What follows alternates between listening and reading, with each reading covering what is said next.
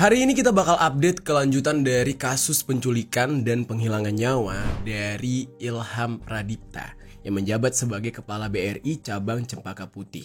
Buat yang belum tahu kasusnya atau ketinggalan beritanya, boleh cek dulu di video yang sebelumnya yang udah kita bahas. Nah, videonya yang ini supaya kalian tidak bingung, geng. Nah, nanti kalau kalian udah nonton, baru kalian bisa balik ke video ini.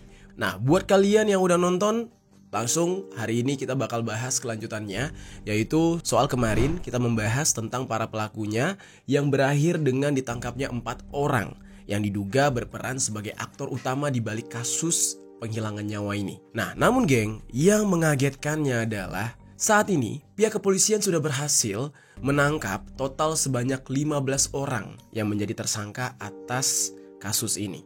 Kalau dilihat dari banyaknya orang yang terlibat, pasti pelakunya bukan orang sembarangan. Karena ya orang tersebut bisa menggerakkan dan memerintah banyak orang. Udah kayak mafia atau kartel gitu ya. Nah, kemarin itu 4 orang terakhir yang ditangkap baru diketahui inisialnya aja. Tapi sekarang udah terungkap kalau ada salah satu dari 4 orang tersebut yang ternyata merupakan seorang public figure, motivator terkenal, pengusaha kaya raya, dan wah gila banget, ternyata dia salah satu yang menjadi otak di balik kasus ini. Nah, kok bisa geng? Seorang pengusaha terkenal yang punya nama besar bahkan memotivasi orang lain justru terlibat di dalam kasus mengerikan kayak gini. Dan banyak yang bertanya, sebenarnya ada masalah apa yang terjadi di antara si orang terkenal ini atau si motivator ini dengan korban, yaitu Ilham.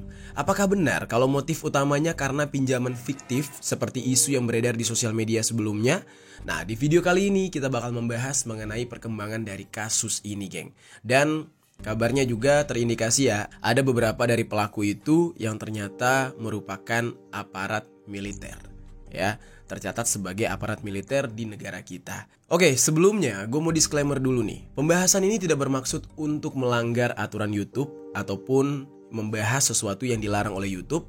Pembahasan ini murni adalah sebuah informasi dan semoga bisa menjadi edukasi untuk kita semua atas kejadian yang terjadi di negara kita. Nah, karena kejadian ini benar-benar bikin orang itu kayak nggak habis pikir, bikin orang-orang tuh jadi merinding. Indonesia udah kayak Meksiko aja gitu ya, ada penculikan segala gitu.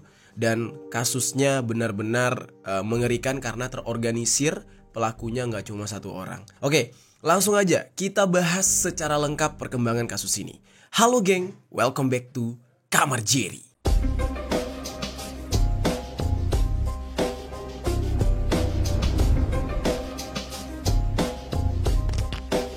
Geng, untuk pembahasan yang pertama ya, kita akan bahas dulu nih mengenai jejak dan kabar terakhir dari Ilham Pradipta, yaitu korban dari kasus ini.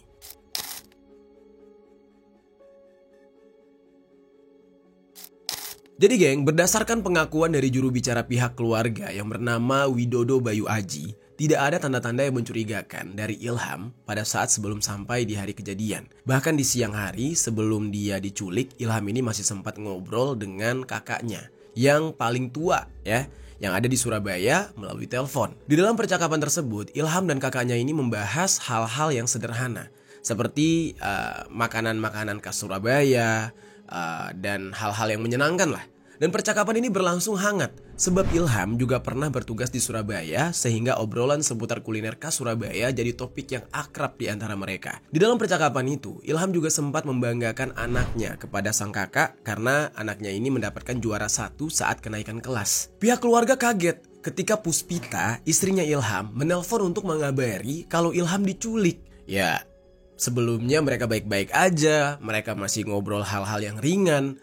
Tiba-tiba ada kabar kalau dia diculik. Kalau dari cerita adik iparnya Ilham yang bernama Intania Rizky Utami, semasa hidupnya Ilham ini gak pernah memiliki musuh. Ya mungkin ada, tapi dia bukan tipikal orang yang suka bikin keributan gitu geng. Nah bahkan ketika menjelang kasus ini ya, Ilham ini juga gak pernah mengeluhkan akan adanya ancaman atau ya dia merasa tertekan, gak ada sama sekali. Karena selama ini Ilham tidak pernah bercerita kalau dia berkonflik dengan seseorang atau lain sebagainya. Nah, dan Intan sendiri menduga kalau Ilham sudah dibuntuti sebelum penculikan terjadi karena posisi dari mobil putih, yaitu mobil yang dikendarai oleh para tersangka, sudah terparkir di sebelah mobilnya Ilham. Dan barulah setelah mendapatkan kabar kalau Ilham diculik, pihak keluarga berusaha untuk mengkonfirmasi dan mencoba mencari tahu bagaimana kondisi Ilham di saat itu. Apa benar dia diculik atau enggak? Dan barulah pihak keluarga mendapatkan CCTV yang memperlihatkan detik-detik ketika Ilham diculik di parkiran Lotte Mart Pasar Rebo, Jakarta Timur. Disitulah keluarga baru mengetahui ternyata berita itu benar. Lalu geng, berdasarkan dari rekaman CCTV yang merekam kejadian ketika Ilham diculik di parkiran Lotte Pasar Rebo, mobil Ilham memang sempat terlihat masuk ke area parkir yang terletak persis di samping gedung. Tapi ternyata ya, Ilham di saat itu belum sempat menghadiri rapat tersebut karena kalau dari keterangan polisi yang gue lihat di media Tempo nih, tidak hadirnya Ilham di rapat tersebut ya dikarenakan dia sudah terlebih dahulu diculik oleh para pelaku ketika dia keluar dari mobil. Nah, walaupun memang di rekaman justru terlihat Ilham yang sedang menuju ke mobil yang diduga dia keluar dari dalam lote. Makanya pada saat itu perkiraannya adalah kalau dia ini diculik setelah dia menghadiri rapat. Tapi kalau dari keterangan polisi justru sebaliknya, Ilham belum datang ke rapat karena ya baru keluar mobil udah diculik duluan. Kalau kita juga lihat dari kasusnya aja ya, kita udah bisa nebak kalau pelaku utamanya pasti bukan orang dari kalangan biasa, tapi justru yang memiliki power, entah jabatan atau uang, dan yang bisa menggerakkan orang lain untuk melakukan aksi keji tersebut. Ya walaupun aksi yang dilakukan oleh pelaku tidak bisa dikatakan wajar ya, tapi dari sini kita bisa melihat bagaimana uang itu bekerja.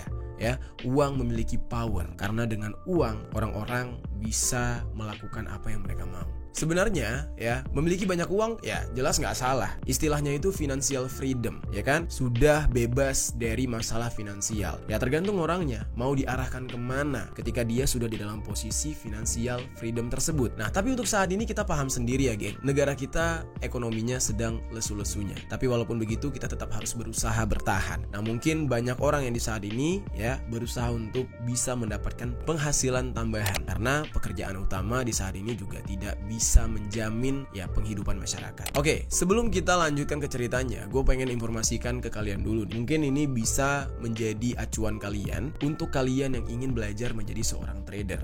Ingat ya, untuk kalian yang mau aja. Jadi ini bukan profesi coba-coba, bukan profesi main-main atau profesi iseng-iseng. Ini adalah profesi yang resmi, butuh ilmu ya, butuh waktu dan butuh modal. Ya, yang namanya kita berusaha, yang namanya kita berbisnis, yang namanya kita ingin mencari nafkah udah pasti butuh modal. Sebelumnya gue disclaimer dulu. Selain ini diperuntukkan hanya untuk kalian yang memang ingin belajar menjadi seorang trader, platform yang akan gue kenalkan ini berbeda dengan platform yang dikenalkan oleh Ika dan juga DS beberapa waktu yang lalu terkait binary option. Nah ini benar-benar platform untuk trader. Jadi pastikan kalian memang ingin menjadi seorang trader, baru kalian bisa memulai karir kalian di platform ini. Nama platformnya itu adalah Finex. Buat kalian udah pasti nggak asing lagi lah dengan Finex ini, karena memang beberapa kali sempat gue rekomendasikan. Nah soalnya Finex ini adalah pialang berlisensi yang sudah ada sejak tahun 2012 dan sudah dipercaya lebih dari 30.000 para trader. Dan Finex punya lisensi dari Bapeti, clearing berjangka Indonesia, serta JFX. Jadi ya nggak perlu khawatir untuk regulasinya. Finex ini punya fitur-fitur yang memudahkan kalian, seperti tampilan yang mudah dipahami oleh pengguna. Terus karena banyak trader yang kesulitan untuk deposit karena prosesnya yang lama dan sulit ya, yang membuat mereka jadi kehilangan kesempatan entry di momen yang tepat. Di Finex ini proses deposit dan penarikannya cepat dan bisa dilakukan melalui bank-bank besar di Indonesia. Bagi kalian yang belum pernah ya mencoba untuk menjadi seorang trader, kalian bisa berlatih terlebih dahulu di Finex yang sudah dilengkapi berbagai tools yang cocok untuk kalian gunakan sampai akhirnya kalian paham. Dan di Finex, setiap pengguna bisa memulai dengan modal yang nyaman sesuai dengan kemampuan. Ketika sudah terbiasa, kalian bisa menambahkan depositnya untuk bisa buka peluang yang lebih luas lagi.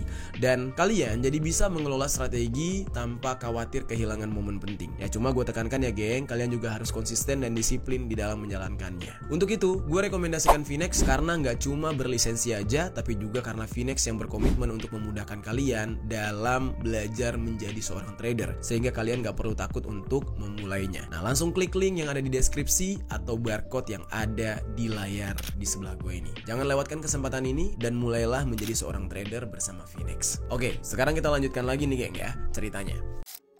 Di dalam rekaman CCTV tersebut juga menunjukkan adanya 9 mobil yang terparkir di waktu kejadian, tapi memang situasi di parkir belakang lote tersebut sedang lengang, sehingga nggak ada orang yang berlalu lalang, cuma ada mobil-mobil aja, dan menjadi waktu yang tepat untuk para pelaku melancarkan aksi mereka, geng. Jurnalis dari media Kompas yang mendatangi lokasi kejadian pada tanggal 23 Agustus, 3 hari setelah kasus tersebut ya, justru menyaksikan kondisi yang sebaliknya. Nah, mereka di saat itu melihat kalau kendaraan berjejer di parkiran depan, dan banyak orang yang masuk ke dalam lote membawa troli dan keluar membawa belanjaan, yang menunjukkan bahwa sebenarnya kondisi di lote itu biasanya ramai pengunjung.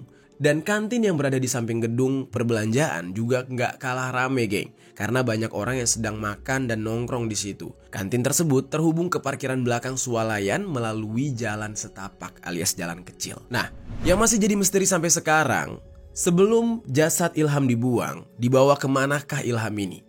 Di mana Ilham ya akhirnya dihabisi sampai meregang nyawa. Kemudian yang masih jadi pertanyaan juga, mengapa para pelaku membuang jenazahnya di tempat yang terbuka, yang mana kemungkinan besar bakal ditemukan oleh warga sekitar. Apakah pelaku percaya diri kalau mereka nggak bakal tertangkap?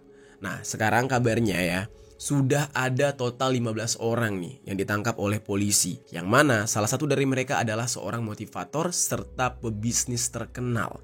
Siapa dia? Sekarang kita masuk ke dalam pembahasannya.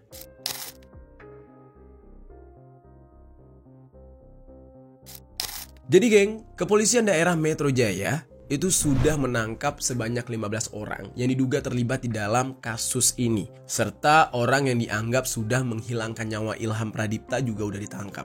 Karena kan di sini tugas mereka beda-beda. Ada yang menculik, ada yang menghabisi. Nah, lalu Kombes Ade Arisyam selaku Kepala Bidang Hubungan Masyarakat Polda Metro Jaya itu bilang ada 9 orang yang ditangkap oleh Subdirektorat Jatanras Kejahatan dengan Kekerasan, sementara 6 orang lainnya ditangkap oleh Subdit Resmob atau Reserse Mobile, dan Pak Ade ini belum menjelaskan apakah 15 orang yang terduga pelaku ini sudah ditetapkan sebagai tersangka atau belum.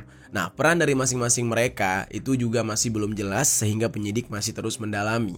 Nah, di saat itu ada Adrianus Agal selaku pengacara dari 4 orang tersangka itu menyebutkan ada 3 klaster tersangka di dalam kasus ini. Yang pertama adalah klaster tim pengintai. Terus yang kedua ada klaster tim penculikan. Dan yang terakhir adalah klaster tim eksekutor yang menghabisi nyawa. Jadi benar-benar terorganisir, terstruktur.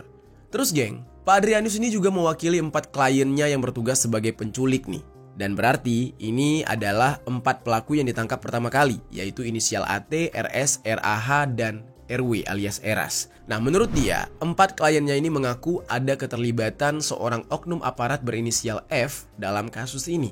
Jadi mereka berempat diperintahkan untuk menculik Ilham oleh F ini. Dan setelah berhasil menculik, mereka kemudian mendapatkan perintah dari oknum yang namanya F ini agar Ilham diserahkan ke daerah Cawang, Jakarta Timur. Nah, Adrianus sendiri itu tidak mendetailkan dari instansi mana F ini berasal.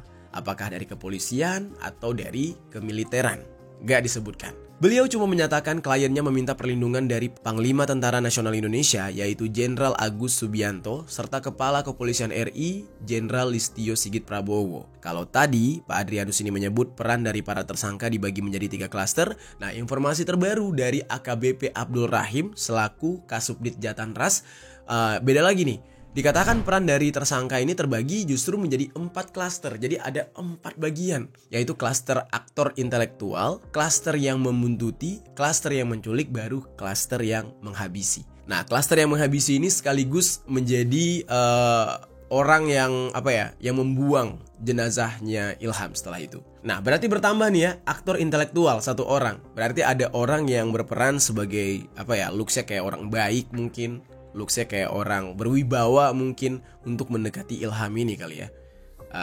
Yang jelas keterangannya seperti itu. Nah, si inisial RS geng, salah satu dari 4 orang yang ditangkap pertama kali, diketahui bernama asli Rohmat Syukur. Setelah melakukan pendalaman terhadap dia ini, ternyata dia berperan sebagai tim yang memantau Ilham dan mengikuti setiap kegiatan yang dilakukan oleh Ilham. Rohmat ini juga berperan sebagai penyedia tim IT. Kemudian identitas beberapa orang yang ditangkap setelahnya juga mulai terungkap.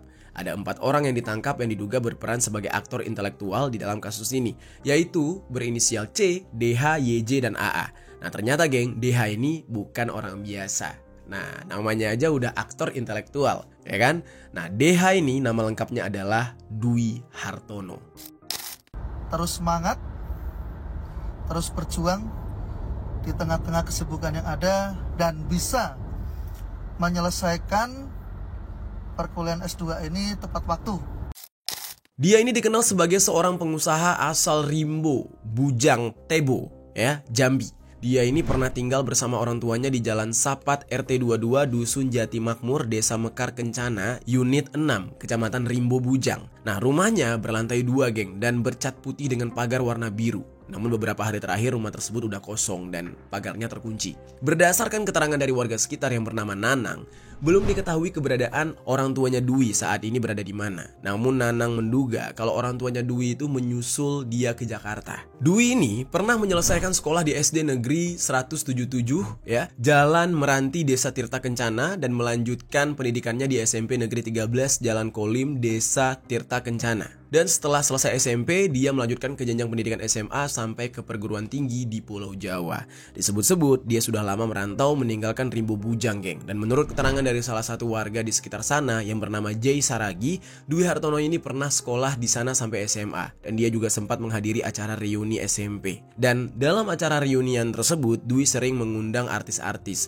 Dan Jay mengenal Dwi sebagai seseorang yang memiliki kepribadian yang humble, suka menolong orang lain, dan kalau ada acara yang diselenggarakan di Rimbo Bujang, dia selalu siap membantu sebagai donatur untuk memberikan sumbangan. Nah, jadi cukup terpandang, cukup banyak duit ya di mata orang-orang dan dermawan gitu. Selama ini Dwi memang dikenal sebagai seorang yang dermawan tanpa pamrih, sering menolong warga di kampungnya. Bahkan dia ini juga pernah menyumbangkan mobilnya untuk dijadikan ambulans dan diserahkan kepada warga yang ada di kampung. Nah, sebab orang-orang gak pernah menyangka dari background keluarganya yang bisa dikatakan sederhana, ketika merantau ke Jakarta, pulang-pulang Dwi sudah menjadi orang yang sukses. Nah, suatu hari ketika Dwi pulang kampung, kedatangannya menggemparkan warga Tebo karena dia pulang kampung bukan menggunakan mobil, melainkan naik helikopter. Wah, gila ya.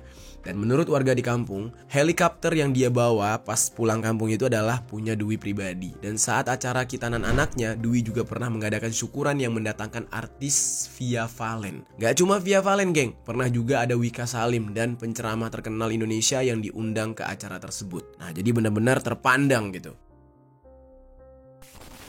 Dan di dalam informasi lainnya, Dwi ini memiliki latar belakang bisnis yang cukup mencolok. Dia mengaku sebagai pengusaha properti, fashion, skincare, sampai punya bimbel atau bimbingan belajar online yang berada di bawah perusahaannya, yaitu Hartono Foundation. Dan bimbingan belajar online-nya ini bernama guruku.com. Ini adalah sebuah aplikasi pendidikan digital yang dikelola oleh PT Digitalisasi Aplikasi Indonesia atau PT DAI. Guruku ini bergerak di bidang pendidikan non-formal dengan fokus pada kualitas tenaga pendidik, materi, dan soal pembelajaran. Guruku juga membuka akses pelatihan bisnis, pengembangan UMKM, sampai penguatan soft skill bagi pelajar maupun profesional. Terus juga Dwi memiliki PT Hartono Mandiri Makmur, yaitu sebuah marketplace yang dijalankan oleh dia yang kantornya berlokasi di perumahan Kota Wisata Cibubur, Klaster San Francisco, Blok Q1, nomor 8, Ciangsana, Gunung Putri, Kabupaten Bogor, Jawa Barat. Nah, jadi dia perusahaannya banyak, usahanya banyak. Dia adalah seorang bos besar. Dan selain memiliki background sebagai bos, Dwi ini juga dikenal sebagai seorang motivator. Ya, biasalah ya kalau orang udah sukses apalagi yang memotivasi orang lain, berbagi pengalamannya dia sebagai orang sukses. Dan dari akun Instagramnya, Dwi ini sering membagikan kesuksesannya ketika mengembangkan bisnis, seperti yang bisa dilihat dari salah satu postingannya pada saat tahun baru 2025. Dia membagikan sebuah video ketika dia menarik uang dalam jumlah besar, dan di dalam postingan itu dia menuliskan harapan kepada para followersnya agar rezeki teman-temannya di 2025 bisa seperti di video yang dia bagikan, serta dengan harapan-harapan lain lah,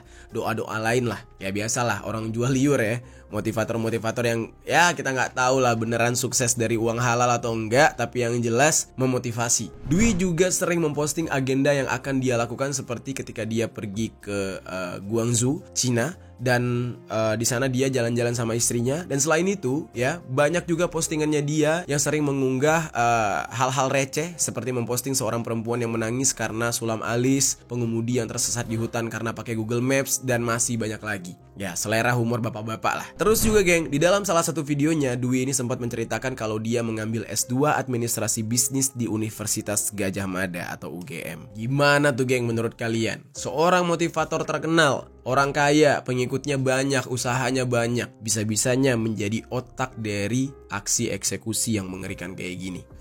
Gila ya, kita gak bisa menilai orang tuh dari luarnya aja, geng. Bahkan orang kayak dia aja bisa semengerikan itu. Selain terungkapnya sosok Dwi Hartono, publik juga menyoroti istrinya yang bernama Andriana Wulandari. Diketahui ya, dia ini sering mendampingi Dwi dalam kegiatan dan sering terlihat berbagi unggahan di sosial medianya yang menampilkan gaya hidup mereka yang mewah. Dan diketahui kalau Andriana ini juga memiliki usaha, yaitu usaha fashion serta aksesoris wanita. Dia sering mempromosikannya di TikTok dan juga platform sosial media lain. Dan diketahui kalau Andriana itu memiliki akun Instagram dengan username Andrea_Fok88. Dan ketika suaminya ditangkap dan diduga menjadi otak dari aksi yang mengerikan ini, akunnya tiba-tiba gak bisa diakses. Saat ini, keberadaan dari Andriana ini menjadi sorotan dan pertanyaan banyak orang karena beredar kabar atau isu atau rumor gitu ya, kalau dia diduga kabur setelah Dwi tertangkap oleh polisi. Dugaan ini diperkuat dengan adanya pengakuan dari mantan karyawan serta rekaman CCTV yang menunjukkan keberadaan Andriana dan anak-anaknya yang meninggalkan rumah pada tengah malam sebelum polisi datang ke sana. Dari kabar yang beredar, Andriana dan anak-anaknya kabur ke luar negeri. Dari informasi yang gue dapatkan di media FT News, kondisi ekonomi keluarga Dwi disebut sudah memburuk selama 3 tahun terakhir. Jadi walaupun dia kaya raya, kelihatannya mentereng banget, ternyata 3 tahun terakhir itu ya mereka tuh tersandung masalah ekonomi lah, lagi gonjang-ganjing lah masalah ekonominya. Penangkapan Dwi dan teman-temannya yang lain juga berujung dramatis, geng. Di dalam video yang beredar di sosial media, para pelaku ini ya itu menggunakan mobil hitam ketika berada di Solo, Jawa Tengah. Mereka mengemudi secara ugal-ugalan untuk menghindari kejaran dari petugas. Tapi pada akhirnya mobil tersebut bisa dihentikan dan Dwi beserta dengan 2 rekannya ditangkap tanpa perlawanan. Dari penangkapan tersebut, polisi langsung menjaring satu pelaku lain, yaitu berinisial C yang ditangkap di kawasan PIK, Jakarta Utara. Gila ya, gak main-main loh, ditangkapnya di Pantai Indah Kapuk, daerah orang kaya, geng. Jadi ini pelakunya gak orang sembarangan nih. Si inisial C ini ditangkap pada hari Minggu sore tanggal 24 Agustus 2025. Nah, si C ini memiliki nama alias, nama panggilan yaitu Ken. Dia ini ditangkap di rumahnya yang berada di kawasan PIK tersebut. Nah, penangkapan ini juga terekam di dalam sebuah video yang beredar di sosial media. Di dalam video terlihat sejumlah anggota tim Subdit Jatanras Ditreskrimum Polda Metro Jaya yang mendatangi rumahnya si Ken ini. Dan polisi kemudian memperlihatkan dokumen penangkapan terhadap Ken dan penangkapannya ini disaksikan oleh security komplek tersebut. Ken juga tidak melakukan perlawanan ketika ditangkap karena udah ya tahu diri aja gitu. Di dalam video itu juga terlihat polisi bersama dengan Ken naik ke lantai 2 yang kemudian dilanjutkan dengan polisi yang melakukan penggeledahan. Ketika itu tangan Ken tuh udah dalam kondisi yang terikat kabel tis ya, diikat pakai pengganti borgol lah. Nah, lalu polisi menanyakan di mana dokumen serta berkas-berkas milik Ken, dan Ken menjawab kalau dokumen yang dimaksud oleh polisi nggak ada karena dia nggak pernah keluar pakai kertas atau dokumen. Jadi dia menggunakan handphone. Dan terungkap juga fakta lain dari penggeledahan tersebut kalau ternyata Ken ini sering menggunakan wig atau rambut palsu. Hal ini diketahui ketika polisi menanyakan kepada Ken apakah dia biasa menggunakan wig, karena kan kalau dari looksnya di video atau di mana gitu kok beda gitu. Dari jawabannya Ken, dia menggunakan wig tersebut karena kepalanya botak, bukan untuk penyamaran. Dan kepada polisi, Ken juga mengaku kalau dia sempat bertemu dengan Dwi Hartono di Hotel Fairmont sekitar sebulan atau 2 bulan yang lalu. Dan polisi bertanya lagi, pada saat pertemuan itu apa yang Ken dan Dwi bicarakan? Namun jawabannya nggak begitu jelas, geng. Yang jelas Ken ini nggak menjawab dia ngobrol tentang apa. Ya, dia kurang kooperatif gitu, dan dia malah menjawab kalau dia ngobrol dengan Dwi di House of UN, yaitu restoran yang ada di sana. Nah, terus ditanya lagi sama polisi, apakah ketika bertemu dengan Dwi, Ken ini menggunakan wig? Ken menjawab kalau dia nggak pakai wig di saat itu. Jadi nggak ada indikasi kalau dia itu sedang menyamar. Dari semuanya ya, berarti baru 8 orang tersangka nih, geng, yang diketahui inisialnya ya. Dan baru beberapa orang aja yang diketahui identitas lengkapnya, dan masih ada 7 orang yang belum diungkap secara jelas oleh polisi. Jadi kita tunggu aja nanti perkembangan kasusnya. Nah, tapi dari media sosial gue tuh menemukan adanya 3 orang atau berapa orang gitu ya, yang wajahnya udah mulai dipublish dan mereka terindikasi sebagai anggota militer, aparat militer negara kita. Nah, kalian bisa lihat di foto ini. Nah, mereka ini termasuk ke dalam pelaku, tapi belum diketahui ya apakah mereka ini eksekutornya atau penculiknya. Tapi yang jelas mereka termasuk ke dalam anggota pelaku tersebut. Nah sekarang kita bakal membahas tanggapan dari beberapa pihak, termasuk tanggapan dari pihak UGM. Karena kan salah satu pelakunya adalah seorang motivator terkenal dan dia ini adalah mahasiswa S2 di UGM. Kira-kira gimana tuh tanggapan dari universitas ini?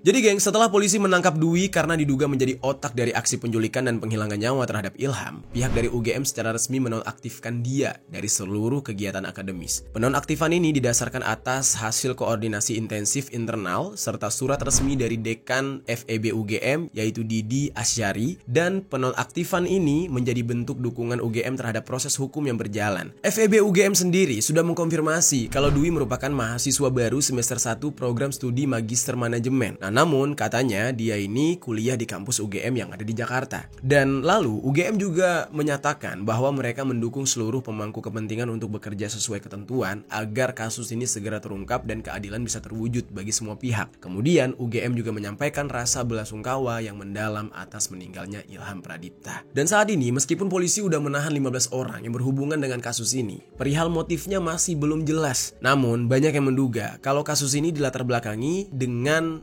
aktivitas perbankan yang nominal dananya besar. Bahkan sampai ada isu yang mengatakan kalau ini berkaitan dengan pinjaman fiktif sebesar 13 miliar. Namun geng, menurut Suprapto selaku sosiolog kriminalitas dari UGM, penculikan yang dilanjutkan dengan aksi penghilangan nyawa seperti ini lebih seperti ada rasa dendam atau sakit hati. Kecil kemungkinan ya jika kasus ini berkaitan dengan kredit macet doang. Misalkan itu yang terjadi, ya kemungkinan yang diculik adalah sang peminjam, bukan banknya. Ada juga yang menyebutkan kalau motif lainnya ya bisa aja karena masalah pribadi terkait persaingan percintaan. Bisa jadi. Nah namun bagi Pak Suprapto ini adalah dugaan yang lebih kecil lagi kemungkinannya dibandingkan dengan masalah perbankan. Terkait alasan pihak kepolisian yang belum menjelaskan motif dari kejahatannya, Pak Suprapto berpendapat kalau hal tersebut terjadi karena belum lengkapnya keterangan yang diperoleh dari saksi ataupun tersangka yang sudah ditangkap. Karena sangat mungkin ya para pelaku ini sampai saat ini bungkam gitu.